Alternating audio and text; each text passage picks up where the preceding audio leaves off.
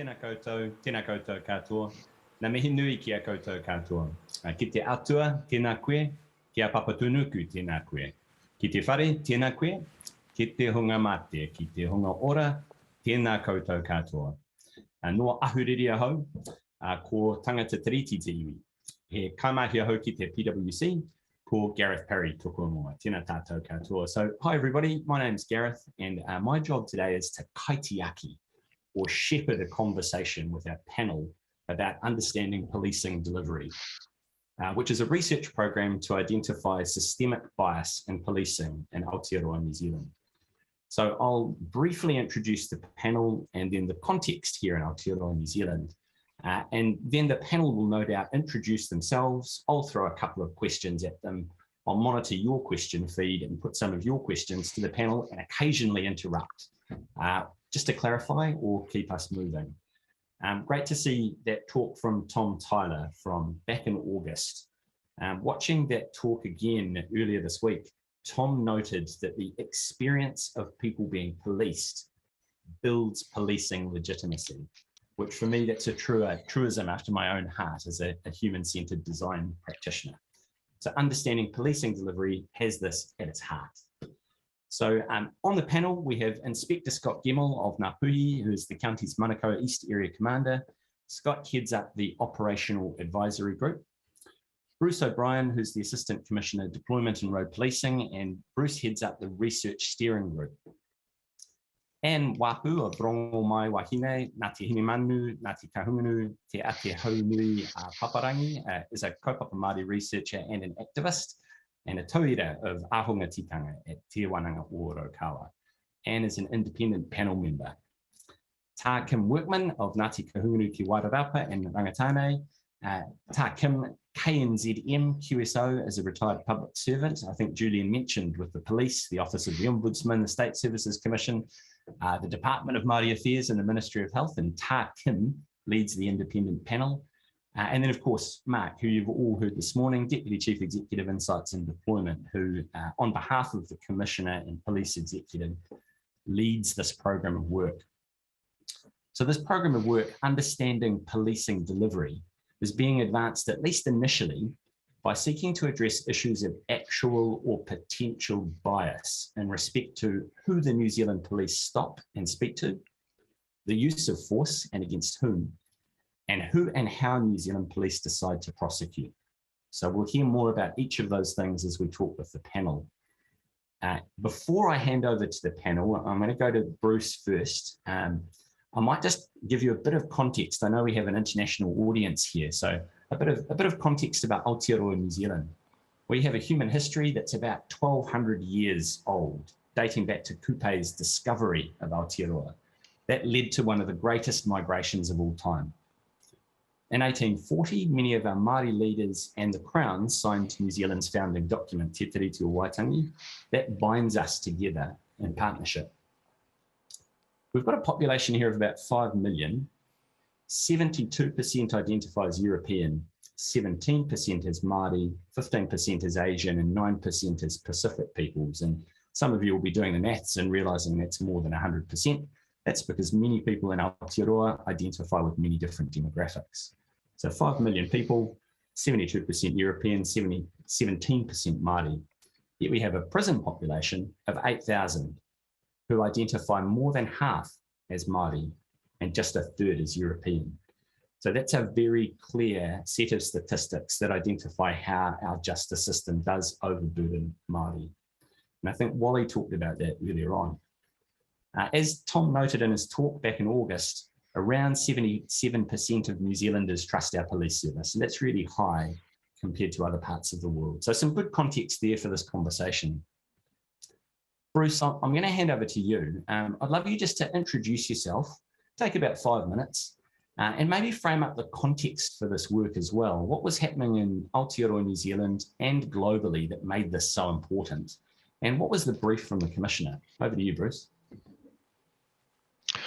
Kia ora, thank you, Gareth. Tēnā koutou katoa. ko O'Brien te whānau, ko Bruce Aho, ka nui, ti mihi, kia koutou, tina koutou katoa. So my name is Bruce O'Brien. I'm the Assistant Commissioner for Deployment and Road Policing, and it's my great privilege today to talk to you all about our Understanding Policing Delivery research program that commenced this year. And it's an exciting piece of work for us. I think it's the first time in policing that I'm aware of that a really extensive piece of research has been undertaken into where bias may exist in policing, and it's going to be done independent of police, which we will support. So just to set the scene, as you say, Gareth, I think those statistics that you have discussed are quite stark in the sense that Māori make up 17% of New Zealand's population, but 53% of our prison population. Trust and confidence in police, as you describe, is quite high for a police agency. But again, if you're comparing that with Māori versus non-Māori, there's a significant gap in trust and confidence of Māori with police, which we're working really, really hard to address. And then there's other statistics such as use of force on Māori versus non-Māori is significantly higher. So there's a little bit of work to be done. So just setting the scene, earlier this year, the Commissioner Costa, had wanted New Zealand Police to embark on a piece of research that sort of took us to understanding where bias may exist in our practice, our policy, and our training, and what we can do to mitigate that. But sort of take you back to May 2020, and I think the world was shocked by the event that happened in Minneapolis, and that was the murder of George Floyd. We saw very quickly large protests across the US, and I can remember speaking to colleagues in different jurisdictions around the world at the time about COVID that we were talking about, and a lot of people sort of had the opinion that this was a US policing issue, but I think we've all seen that this is a global policing issue around legitimacy. There's been calls for reform, understanding bias in policing, and we had sort of just gone through a process of evaluating our armed response team pilot that we had in New Zealand, and for our international viewers, that was a pilot that we had in a few districts where we were modelling a similar armed response capability to the armed response vehicles in the UK, but it was very evident that we got significant feedback from our communities that they weren't in favour of the armed response teams. And it was going to impact our trust and confidence in marginalised communities. So the Evidence-Based Policing Centre did the evaluation, and at the completion of that evaluation, the organisation made a decision not to continue that. So we talk about the style of policing that we want in New Zealand, and how this research program is going to support that. And the model is based on policing by consent, and to have the trust and confidence of all New Zealanders.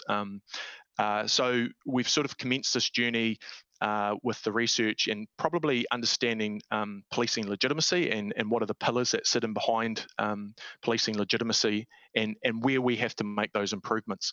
So if we look across the sort of the four pillars of legitimacy, there's lawfulness, effectiveness, distributive justice, and procedural justice.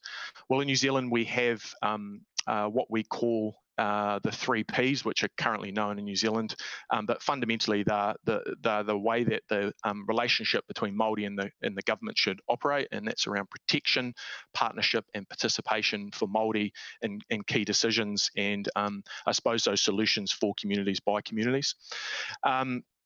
So the research which we're going to discuss in this segment is fundamentally we'll be examining 3 areas. So who police stop and speak to, and how we engage with people, decision making around when and why use of force is used in our communities, decision making around charges against a person, and looking at how we can enhance and build on our supported resolutions framework about keeping low-level criminal offending out of our criminal justice system. And as you sort of touched on, Gareth, this piece of work is governed and supported by 3 sort of key distinct groups. The first is the independent panel, which is chaired by Sir Kim Workman, which I know Sir Kim Workman is going to sort of describe today what his role is. The research steering group, which is chaired by me, and that's a range of stakeholders within our organisation that will support this research with data, access to our people, and probably providing that organisational context to some of these research questions that we will have.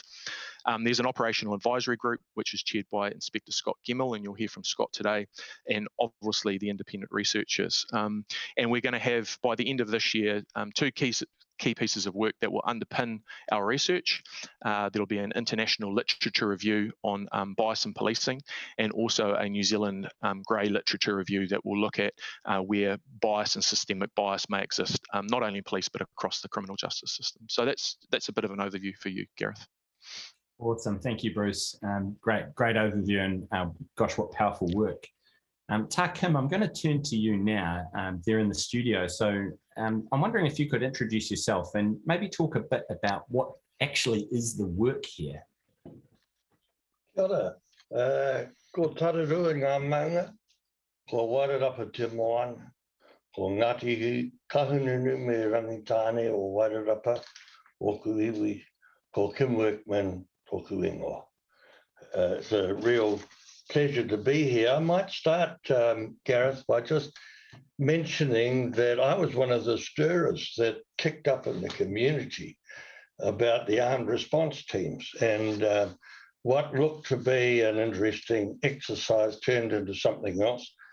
And the role of those militarized teams started to take on a life of its own, attending incidents, random traffic stops, arresting minor offenders who breached their bail conditions, rather than the original intention of addressing incidents of significant risk. So together with a young Māori activist in March 2020, we lodged a complaint with the Waitangi Tribunal. You recall reference to the Treaty of Waitangi, which was signed in 1840, and it does provide protection for Māori. Our view was that there were a number of problems with that, with the armed response team. First of all, there had been no community consultation. Secondly, the whole process breached procedural justice, and and it was clear that the community, academics, the legal fraternity were not happy. So we took this complaint to the tribunal, and on the same day I spoke to the incoming commissioner, Commissioner Costa, and shared with him our concerns. And what I thought might be a difficult conversation didn't turn out that way at all. He was extremely receptive, and we continued that consultation over the next few months. And I shared with him the concerns that a lot of us had over the previous 20 years of research being done, identifying Māori overrepresentation in the criminal justice system, but not bothering to take the next step and to look at what was happening, why it was happening, where the bias existed, what sort of bias it was, and what could be done to mitigate it. And of course, the murder of George Floyd, and then the Black Lives Matter movement really accelerated that concern, and it was clear that the issue of police stops was not a problem that New Zealand had on its own. It was an international issue. And I have to say that I said to the commissioner right at the outset, the Māori word for enemy is horiri, which means an angry friend. So I'm your enemy because I'm an angry friend, and I just want to see this stuff resolved on behalf of the community. And so that particular angry friend agreed during the Black Lives Matter movement to stand and speak at a Black Lives Matter vigil, along with myself and a young Māori activist. And I think it was a turning point in the way in which that particular community saw the police, because he was receptive. And I thought, well, that's it. What's going to happen next? And at the beginning of this year, Bruce O'Brien, Assistant Commissioner O'Brien, with the blessing of the Commissioner, invited me to form an independent panel to oversee the research that we're talking about today. We worked through who we would have, and we now have a panel of 10 with both Pākehā and Māori academics, with elders from the Māori and Pacific community, with young activists like Anne, I think is going to be the next speaker. And it's a pretty formidable bunch, really.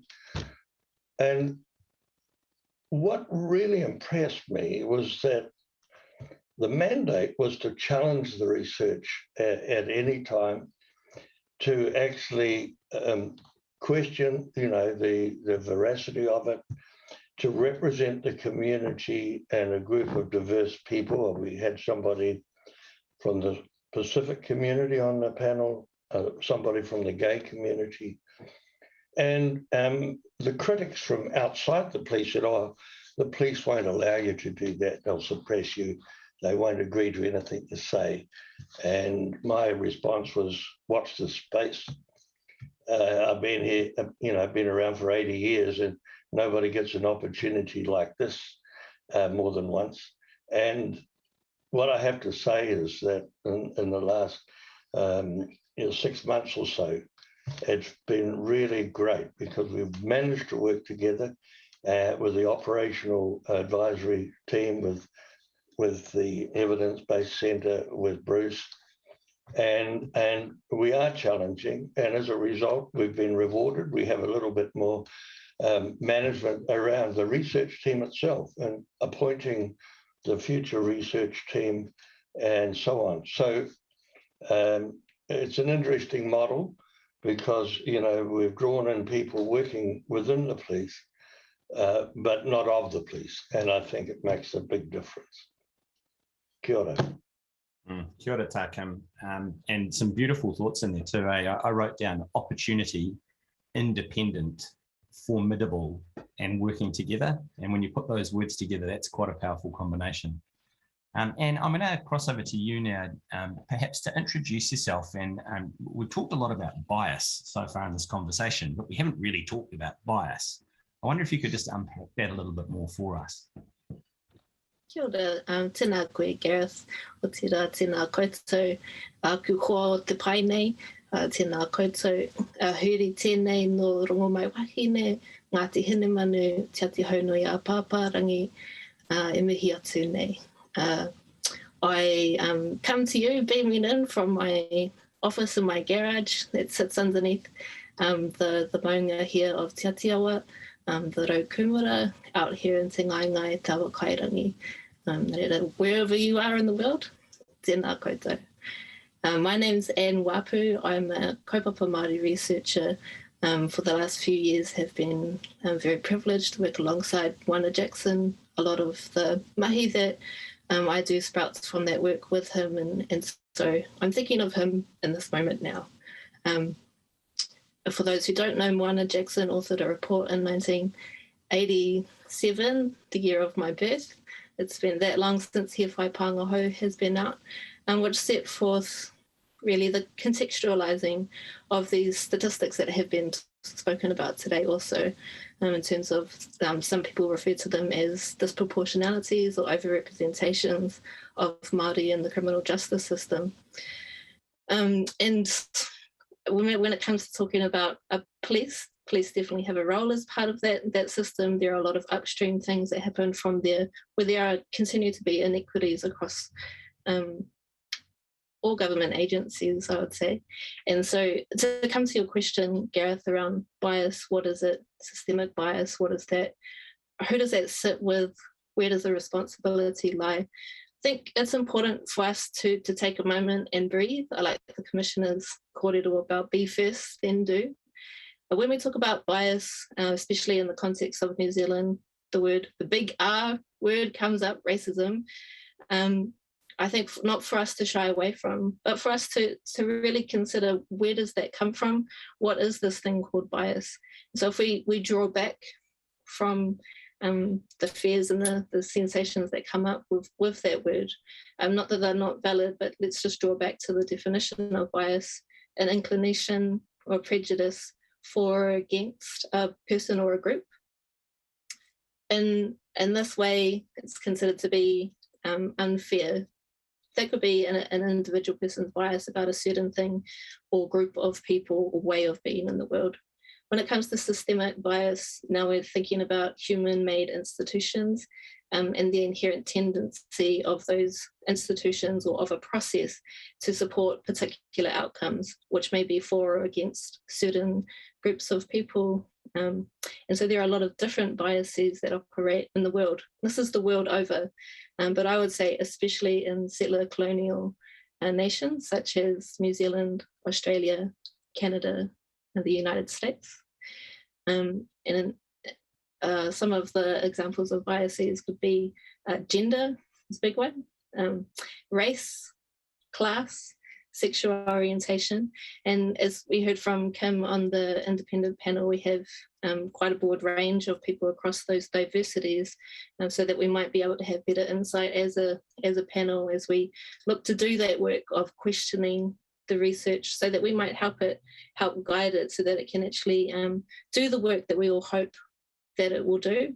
The research won't give all of the answers, but it'll be able to pull some things up into the light so that we might be able to look at it, and in the exposition of the biases, whichever one of those things they fall out of or others, that we might be able to better have a look at what it is that the structures themselves are doing, the processes and procedures, policies, practices as they come down, to be able to make some of those bigger changes inside the settings of the system, in particular as it operates for police, and so then be able to help reduce the biases, whichever ones of those are operating and being felt inside of our communities. And I would say for our communities who have experienced those biases, or in this case in Aotearoa, I just really want to name some of the racism that is felt by our communities, that there is harm actually happening inside of that for all peoples. And so for me, this research, this program, and the implementation of the findings will really lead us to a space where all people can live better lives. So for me, when I step back, when we're looking to talk about bias, we're looking to expose it and thinking together from our 360-degree view of how we might be able to do this better, we then enabled the chance for us to actually make a conscious decision in our lifetimes about what sort of policies and practices do we want operating, do we want to be a part of the operation of, and so be perpetuating the colonial values of the past, or the values that we choose to live by now, and take those things forward. Because at the moment, our communities continue to feel all kinds of isms and phobias. And this is not unique to the police. This is definitely baked into all kinds of structures in New Zealand. Although, again, our settler colonial history sets us on this course. But it's not for us to sit back. For me, it's a calling into action, a realizing what is our own agency as individuals who work for the police, and also the structure itself, which is actually probably arguably the bigger one. So there are structures, there's culture, and then there's the individuals.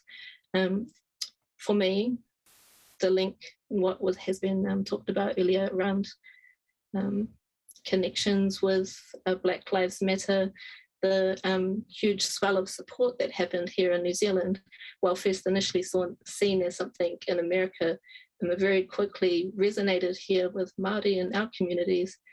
I think about the distrust that exists, the feelings of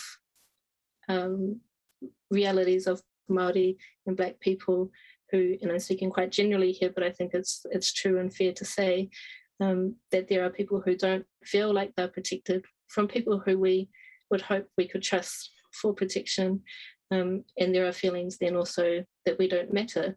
And you can see how that links into the colonial agenda of dispossessing and eliminating natives with laws that are designed to dispossess, to confine us as natives, to create a set of rights and privileges for a certain few. And the police, as a part of that system, operate in ways that reproduce those inequities. And they, along with the military, are also allowed to use violence, are sanctioned to use violence. And so the impact of biases, of racism, it is baked in and across, and not unique to the police, but across everyone. Because the police have this unique enforcement ability, there is an even bigger impact on our communities. And I would say on people themselves. There are people who have been harmed and people who cause harm, and everybody in amongst all of that needs to find some sense of healing amongst all of that. I don't think anybody goes to work in the morning hoping that they're going to be a part of harm or seeking employment that does that sort of thing. So yeah, I might just hang my hat there. We've got lots to say, but thank you, Gareth. Got it, and that was so powerful. You kept reminding me of that. The experience of people being policed builds policing legitimacy, or it hinders policing legitimacy. Scott, I'm going to come to you now. I'm wondering if you could also introduce yourself to us, and then maybe talk about how important it is to keep this real for our police officers. Over to you, Scott. Kia ora, e mihi ana ki a tātou. Ko puhanga tohora te maunga, ko taua te awa, ko ngā puhiti iwi, ko ngai tū te auru te hapu, ko pukerata te marae. Tēnā koutou, ngā memo te pai nei, kia hoe hoki te kaiwhakahaere. Kia koutou e mātakitaki ana i tēnei i rungi i te mata rorohika potono te motu, tēnā koutou katoa. My name is Scott Gemmell, and it's my privilege to be on the panel today, and my role within Understanding Policing Delivery is the chair of the Operational Advisory Group. Many of the things that have been mentioned already, I've been involved in some capacity, so it'll be really interesting as we work through the panel discussion this afternoon, how the operational context can be woven into the discussions that we've been hearing thus far, and then furthermore into how we weave it into the future around understanding bias within our structure, within our system, policies, procedure, and training. So I'm really excited by this work, and I feel very privileged and honoured to be a member of the panel and also the chair of the Operational Advisory Group. For 14 years now, I've been involved in the tactical side of policing in the Armed Offenders Squad, and more recently on the Tāmaki Makaurau, or the Auckland commander for the Armed Offenders Squad. Also area commander in Counties Manukau East now, a position that I've taken up recently. And over my time I've also been the Māori Responsiveness Manager. And it's through those roles collectively that when you look at it objectively, the highly tactical operational side of policing, and then at the other side, a very community orientated position in the Māori Responsiveness role, which I've found to be really privileged to be in those positions, really.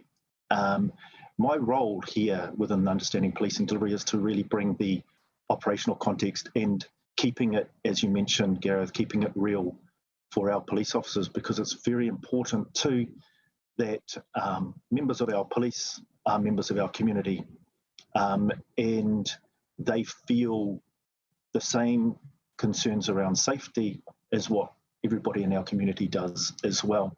And if we can strike the right balance here between the work that we're working on here in the Understanding Policing Delivery and put it into that operational context so we understand as a policing whānau as well, how important it is to get things right. So I'm excited for the future, and I'm really privileged to be a part of it.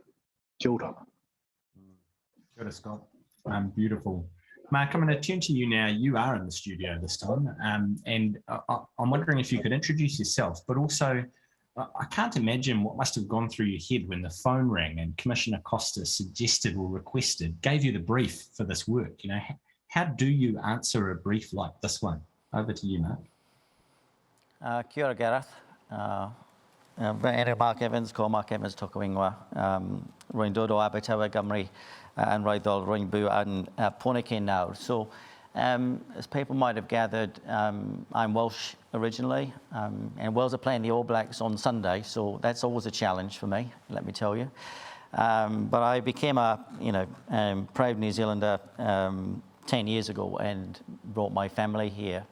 Having had experience of policing in a number of other jurisdictions, and I guess my understanding of policing is shaped by my experiences here, but also I spent many years with the police service in Northern Ireland, and issues of bias, racism, professionalism were writ large there too. So it feels to me as if policing as a global institution has some things it needs to think deeply about. And for me, the way that this program has come about and what it's seeking to do is possibly the most important thing I've been involved in my professional life. So I think the context here is that we have the opportunity to do something really fundamentally different. I've probably got three key things really to say. Kim talked about the fact there's been lots of research done, actually over many, many years, and not much of it, arguably, has changed things. The fundamental issue for us in this program is that New Zealand Police has chosen to step into this work and to support it and to enable it, and critically, I think, to commit to actions that might arise from the findings of the research. And I think it's fair to acknowledge the courage of the Commissioner and the wider police leadership, having stepped into this space, because it would be fair to say that we have received, quite a lot of advice from quite a lot of people, not all of whom think this is a very good idea.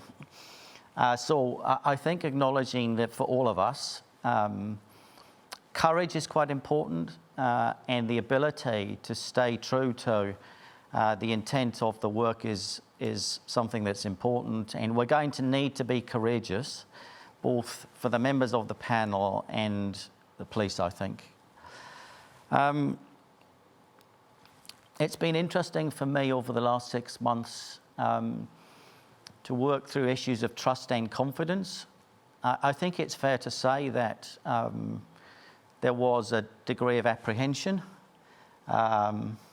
maybe concern. How would this work on both sides, actually?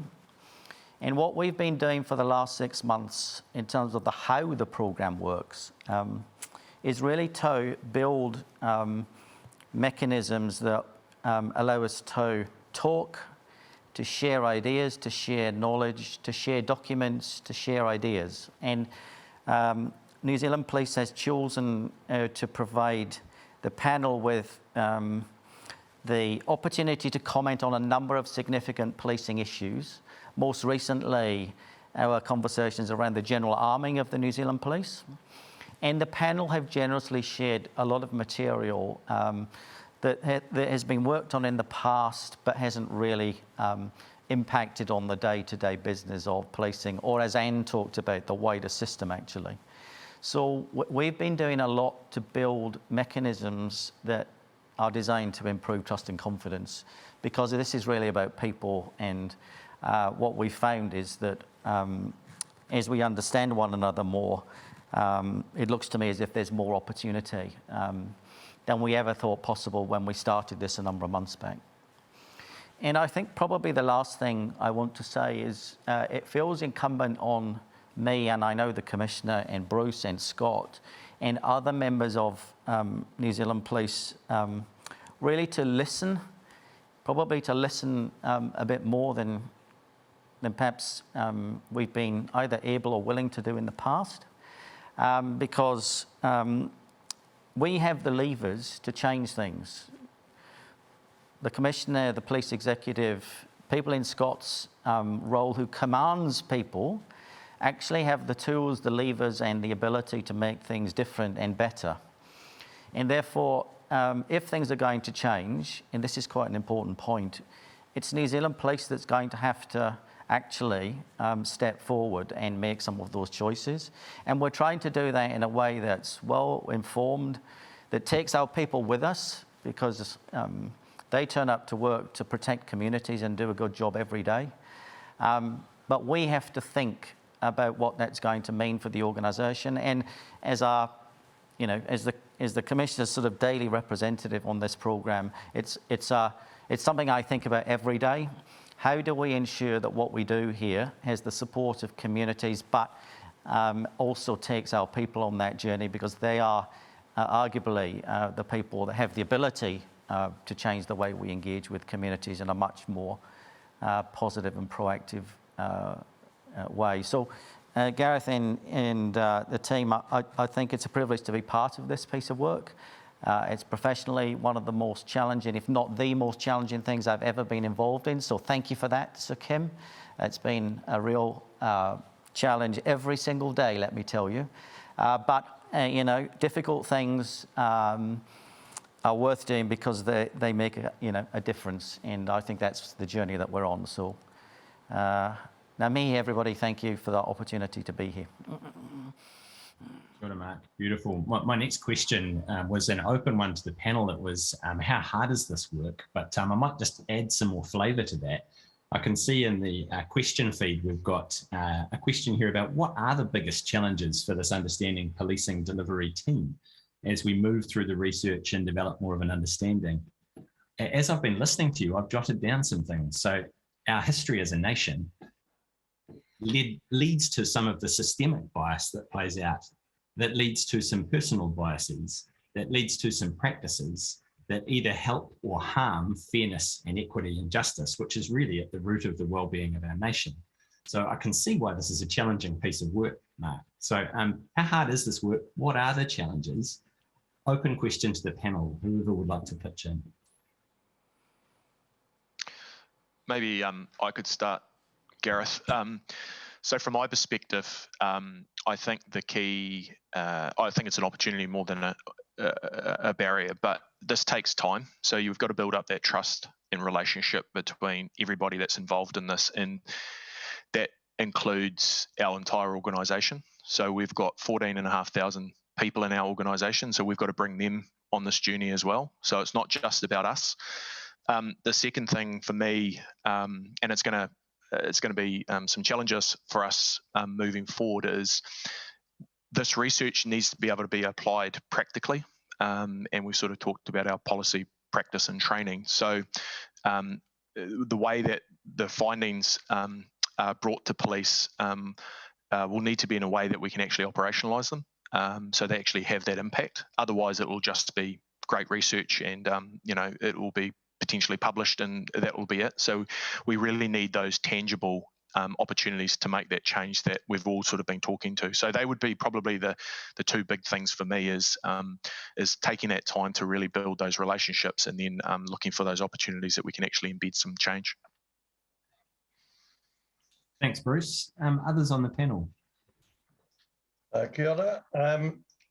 Bruce has put it really well, and I think there are two things for me. One is that we're in the business of having difficult conversations with one another, and it at times has been, it's always been civil, but it's often been difficult. And there are times when I think I admire Mark, because he's always restrained and civil to everyone. I'm not quite sure how he manages it. The other issue, though, is a deeper one, I think, and that is that while this is about good evidence, good research, and practical outcomes, we mustn't forget the context. And one of the things that certainly I've noticed is that the police generally don't have a totally comprehensive understanding of their own history and the relationships with Māori. I'm not saying that should be at the centre of what we do, but I think it should underpin it, so that when you talk to police staff, to talk about some of the earlier things that have happened, the dawn raids, around 1976, and even earlier, the whole history of Māori and police engagement, I think will help. Once you understand those social structures and the history of bias, really, we start to get a better feel for what it is that we have to do going forward. Kia ora. Kia ora, tā, Kim. And Scott, I might just sort of pick up on that last point, really understanding our history and our relationship between Pirihimana Police and Māori and Aotearoa New Zealand, and kind of tying that together with Bruce's comment about findings needing to be operationalisable. How does it work for our police officers? What do you see as some of the challenges for our police officers out there? The challenges, well, I think stories. I really think stories are a very powerful mechanism by where we can understand people's realities. And I referenced a couple of years ago when I was a Māori responsiveness manager, and we were in Auckland City District, and Sir Kim's mentioned the dawn raids. There's also another in the Auckland City District. There's another very important historical piece with Māori at a similar time in that relation related to Bastion Point. And there was a period when we've just been talking about cultural competency where we took our staff from across Auckland City District to various marae that were based in Auckland. And one of the most poignant stories, actually, and one of the most moving for all of our staff was when we went to Ōrākei, and we listened to the stories of Ngāti Whātua Ōrākei and how they had been moved from Te Puru o Tāmaki, or what is now known as Okahu Bay, up onto Takaparawa or Bastion Point. And we had presentations by people like Joe Hawke, or the Hawke whānau, and Fire D, also around how that made them feel in terms of the movement up to Bastion Point and the police operation in general. And there's a lot of healing in that, and it's a lot of understanding. We also had personal stories around the dawn raids, and it was really important when we started this to reference that there will be people sitting amongst us in the staff that were at Ōrākei, or the staff that happened to be at one of the other marae, Te Mahuriuri, for instance.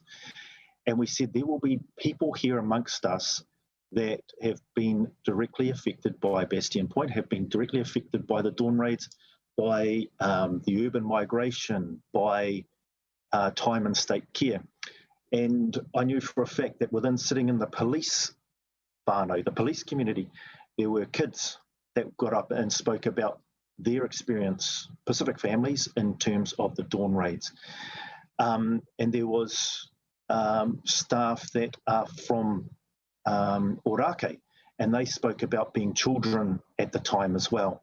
So these are not, we're not talking about history that's outside of our realm of understanding right now. We're talking about things that have happened within our lived experience too. And therefore I think the stories that surround building police understanding of context, building police empathy for understanding what's happened in our recent past is a really, really important point to emphasise. And I think that is one way by which we can move together in weaving the operational context to an understanding of where bias exists within our organisation and how we can address it. Kia ora. Kia ora, Scott. Beautiful. That comes up as a question here too, to Ta Kim's point around history in New Zealand. Could this become an intervention embedded into police training itself? So I kind of think understanding our history, where we come from, and to Anne's point from earlier on, understanding more about systemic bias and bias.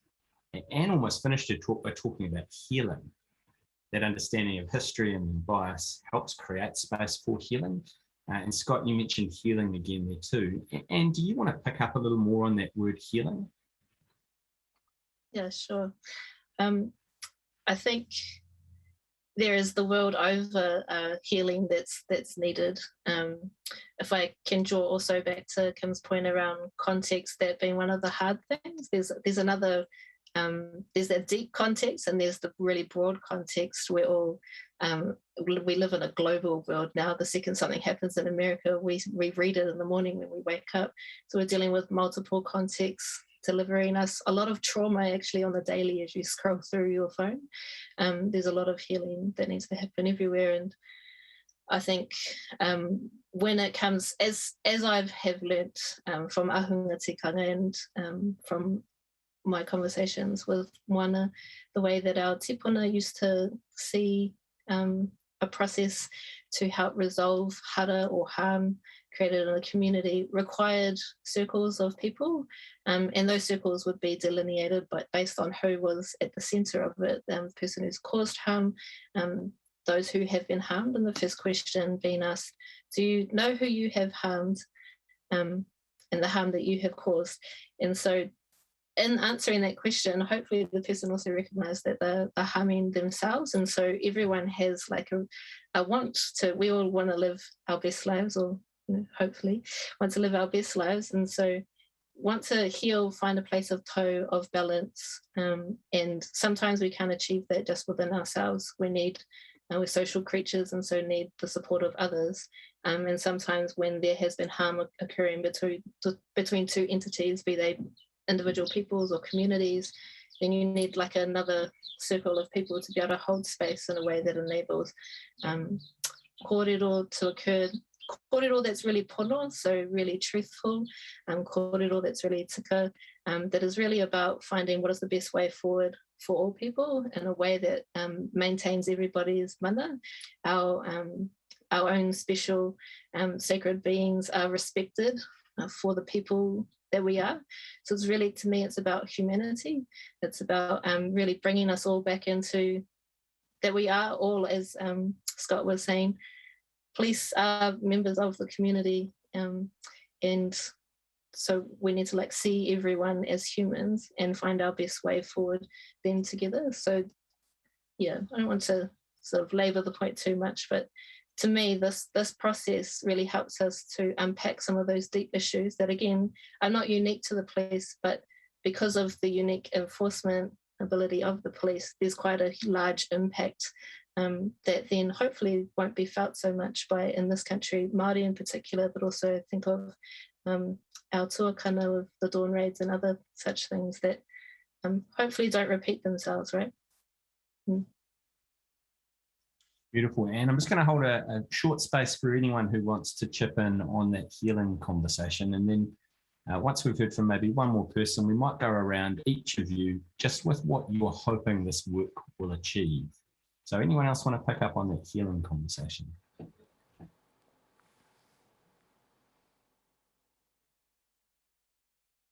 Lovely. Why don't we go, we might start with you, Ta Kim, and then we'll just go around the traps. Just take a couple of minutes to perhaps share what you're hoping this work will achieve. Ta Kim. Well, I sometimes tell the story of my two youngest children, both adopted, and one is both Māori. One is very dark-skinned and the other is light-skinned and could be taken for pāhea. And when the oldest one was 12, and the younger one was 10, they came home from shopping in the mall, and the youngest one said, "Dad, why is it that when we go down to the mall, I get stopped 2 or 3 times by the police, and Matthew doesn't get stopped at all. I'm wearing the same clothes, we're with the same people. Why is that? And the older boy said, it's because I'm dark white and you're black, so get over it. Now, he didn't, of course, and he felt it really badly. And so what I hope, Gareth, is that as a result of this research, people won't be stopped on the basis of their skin colour or the way they dress, and that if they are stopped, then the police will treat them with dignity and respect. So perhaps that's just the way I feel about it. Others will have their own views. Kia ora. Right. Who would like to go next?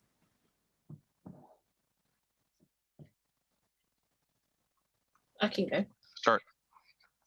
Oh, do you want to go, Bruce? No, go for it, Anne. Go for it. I was just trying to get off mute. What I hope from the UPD program, I guess, in the first instance, that I think that we're all going to work towards having good, robust research coming out, so that we have like a shared fact base that is recent, that can help conscientize a really critical mass, in this case inside of the police, but also more broadly and more generally to set an example also for other agencies, other jurisdictions, that change is possible. It requires a deep, big and wide investment of a diverse group of people, as we've talked about as well. It requires courage. But yeah, I hope that through the robust research process, and then how that importantly, and we're already in some deep discussions about how that really needs to intertwine with the operational context and our understandings of how the findings can be implemented. What is meaningful messaging, what is meaningful data to be shared with those who we are asking to change both their personal and their professional lives in the course of this work. Because make no mistake about it, this is a conscientizing process. This is a process that brings humanity to people who are involved, and that necessarily requires a lot of trust and confidence, as the sector says. But for me, I can't help but draw from the communities where I come from, and it really does require a really deep, a really fierce aroha, and I think that speaks to what Kim spoke about earlier, is like hoariri. Although I don't like to be called like an angry wahine Māori, but I'll be that if we need to, in order, because that's the part that I'm playing in here, is to try and represent the voice of the communities, and me doing my part, Bruce, Scott doing their part, Kim doing his. This is the only way that something like this could actually get to where it needs to get. And I mean the deep kind of change that the police have been brave and courageous in taking that step forward. And I think this will help lead into what Andy Costa set out, and be first and then do.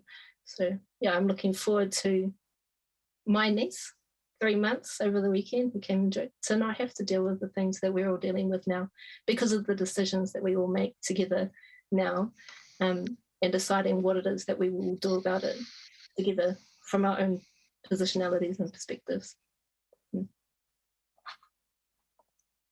Beautiful, Anne. Thank you. Good. Bruce. Thanks, Gareth.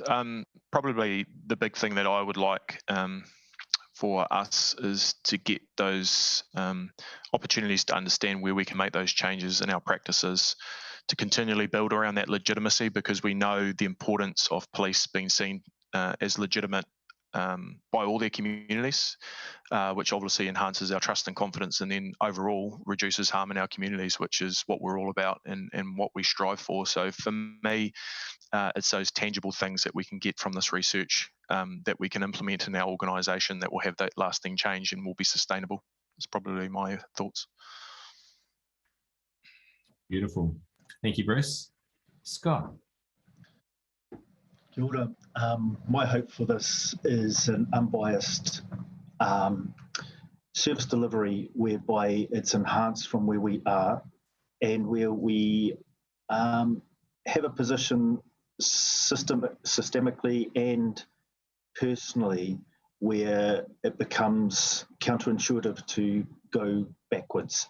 I think we would be in a really well-positioned police force where we can address some of those things that we've talked about through our policies, through our procedure, through our training, and then that naturally will morph into who we are as people to be, as was mentioned, the best versions of ourselves as well. And there's many examples of community engagement that could be enhanced, that could be pushed across our organisation.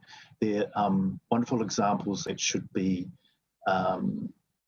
should represent all of us, and ultimately it will lead to an enhanced service delivery that what we have right now. So that's my hope, that's my desire on two fronts, systemic and personal. Kia ora. Kia ora. Mark, over to you, and then I'll just say a final closing comment before I hand back to Julian. But Mark, what are you hoping this work will achieve? So I have a level of confidence that I probably didn't have 6 months ago when we started. I think that's a reflection of the progress that we've made together. And what I think is that we have a fantastic opportunity in front of us. So policing is such an important institution actually around the world, and it feels to me that we need to be the best we possibly can be, and we've clearly got some significant issues to address. I'm probably with Scott and Bruce in terms of research has interest and value for lots of reasons. We, New Zealand Police, need research that allows us to identify where the opportunities for change are, and then we need to work on a plan to implement those changes in a way that leads to better outcomes for all of us, actually. So I think the research work itself, which is focused on specific issues, I feel very confident and uplifted by the opportunity that will provide in a practical way to identify opportunities that will make us better than we are today. So I just think it's an absolute opportunity for us as a police organisation, as a police service, and as a country, actually. Kia ora, Mark. Ngā mihi e rangatira, Mark. And thank you to everybody for following along. And to the panel, absolutely all of the best wishes as you continue this work. It really is of vital importance towards a fair, safe, equitable and thriving Aotearoa, and it, as you've all said, will require courage to work through the complexities. So thank you. Ka kite.